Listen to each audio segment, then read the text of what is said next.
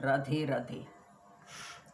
एक गांव में एक माँ अपने दो बेटों के साथ रहती थी। अपने दोनों बेटों को उसने खूब पढ़ाया लिखाया और एक दिन दोनों बेटे जो है नौकरी भी लगे। दोनों बेटे इंजीनियर बन जाते हैं। एक बम्बई चला जाता है, दूसरा जोधपुर चला जाता है। दोनों बेटों की अच्छी जॉब लग जाती है और माँ कहती है ठीक है बेटे, मैं अकेली रह लूँगी, तुम दोनों जो है अपने काम करो, मुझे कोई दुख नहीं है, मैं बहुत खुश हूँ। और दोनों बेटे अपनी अपनी नौकरी पे दोनों अलग अलग शहरों में चले जाते हैं। माँ आराम से जो है अपना काम करती है और आराम से अपना भोजन बनाकर अपना टाइम व्यतीत करती रहती है। उसे कोई दुख नहीं था।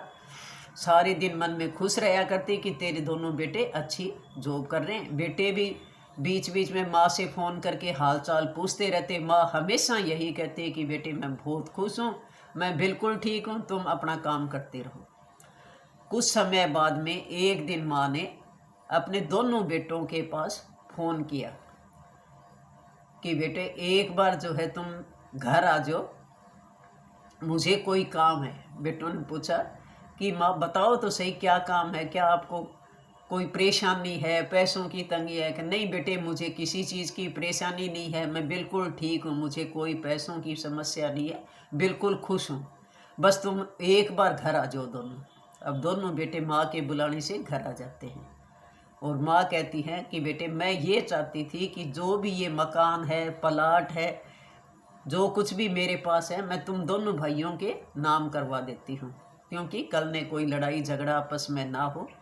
अब दोनों बेटे भी कहने लगे माँ जब तक आप हो तो अपने पास ही रखो, हमें कुछ भी नहीं चाहिए, हमें अभी क्या करना है, आप खुश रहो।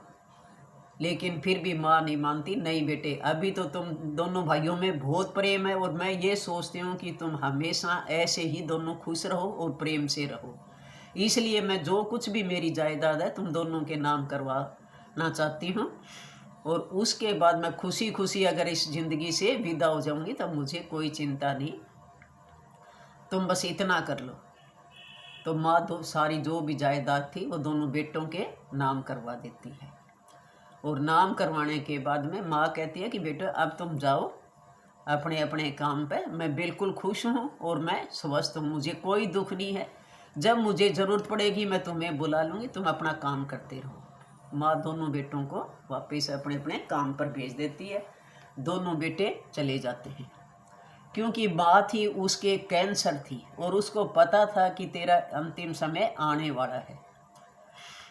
और उसके बाद नाम करवाने के बाद अब आराम से कोर्ट में सब कुछ सब जगह जायदाद नाम करवा दी। उसके बाद एक बड़े हॉस्पिटल में जाकर एडमिट हो जाती है और उसके वहाँ डॉक्टर के पास अपना इलाज करवाती है। डॉक्टर फिर पूछता है कि माँ जी आपके साथ कौन है? तब वो बुढ़िया कहती है कि मेरे साथ कोई भी नहीं है, मेरे साथ मेरा भगवान है, मेरे साथ मेरा भगवान है और मेरे साथ कोई नहीं है। आपको जो इलाज करना है वो इलाज करते रहो क्योंकि मेरा प्रभु मेरे पास है। डॉक्टर भी उनको देखकर हैरान हो जाते हैं कि देखो कितनी मतलब हिम्मत वाली औरत है कि भगवान मेरे साथ है, जो कुछ होगा वो देखा जाएगा, करना तो उसको, ऊपर वाले को जो कुछ करेगा उसी को ही करना है। और डॉक्टर जब उसका इलाज करता है, डॉक्टर सब कुछ टेस्ट करता है तो डॉक्टर को पता लग जाता है कि इसकी उम्र अब बहुत कम है, ये 1-2 दिन ही मुश्किल से निकालेगी, इसके पूरे शरीर में कैंसर फैल चुकी है।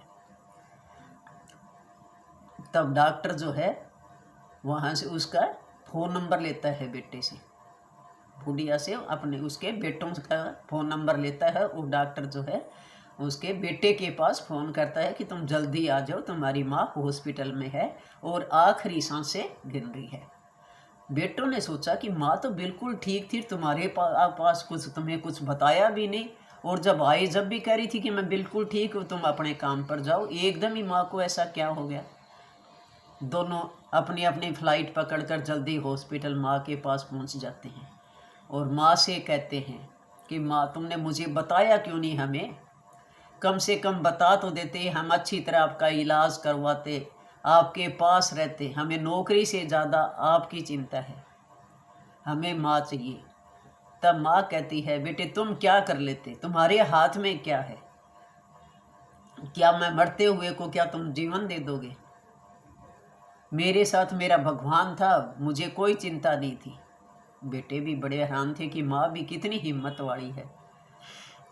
और उसके बाद फिर माँ कहती है अपने बेटों को, पूरी सुनना, कहानियाँ बीच में छोड़ देते हो। माँ फिर कहती है अपने बेटों से कि बेटो मेरी बात सुनो, तुम कहते हो हम इलाज करवा देते हैं। इंसान के हाथ में क्या होता है और भगवान जब साथ हो तो क्या होता है। जब तुम दोनों पैदा होने वाले थे तो डॉक्टर ने पहले से ये कह दिया था कि इनके पेट में 2 बच्चे हैं, तुम दोनों भाई जुड़वा हो और इनमें से एक ही बच सकता है, या तो बच्चों को बचा सकते हो या माँ बच सकती है। तब तुम्हारे पिता ने कहा था, जब तो उस समय तो तुम्हारे पिता भी थे मेरे साथ, उन्होंने क्या कर लिया था उस समय, तुम्हारे पिता ने कहा कि नहीं, हमें बच्चे तो बाद में फिर हो जाएंगे, आप जो है माँ को बचा लो। लेकिन मैंने कहा कि नहीं, मैं मेरे दोनों बच्चों को जो है बचाना चाहती हूँ, मेरे जो कुछ होगा देखी जाएगी, प्रभु मेरे साथ है, वो जो कुछ करेगा मेरे साथ मुझे मंजूर है।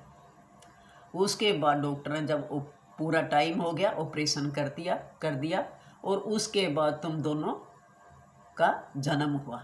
तुम दोनों बिल्कुल स्वस्थ थे और मैं भी तुम्हारे सामने हूँ, कितने तुम जवान हो गए, पढ़ लिख कर सर्विस भी लगे और मैं अभी तक जिंदा हूँ। जबकि डॉक्टर ने जवाब दे दिया था, तुम्हारे पिताजी को भी बहुत चिंता थी और तुम्हारे पिता ने तो उस समय साफ मना कर दिया था कि बच्चों को जन्म नहीं देना, इनकी माँ को बचा लो। लेकिन मैंने जिद करके तुम्हें भी जन्म दिया और मेरे खुद के भी प्राण बचे, क्योंकि मेरे को भगवान के ऊपर विश्वास था और भगवान ही मेरे साथ था। इसलिए जो है तुम भी दोनों स्वस्थ हो और मैं भी स्वस्थ हूँ।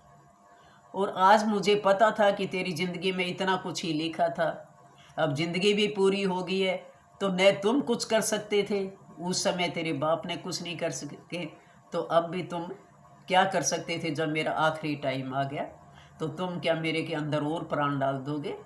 तो इतना ही कहती हूँ कि कभी भी ज़िंदगी में हार मत मानना, हमेशा अपने भगवान के ऊपर विश्वास रखना, भगवान हमेशा तुम्हारे साथ रहेगा। कोई भी दुख सुख आए तो ऊपर वाले को याद रखना, वो हर समय तुम्हारा साथ देगा। अगर वीडियो पसंद आई हो तो लाइक और सब्सक्राइब ज़रूर करना और अपनी ज़िंदगी से कभी किसी काम के लिए हार मत मानना। हमेशा जो है पॉजिटिव ही सोचें, पॉजिटिव सोचोगे तो आपके साथ पॉजिटिव ही होगा। सोच के अंदर इतनी शक्ति होती है।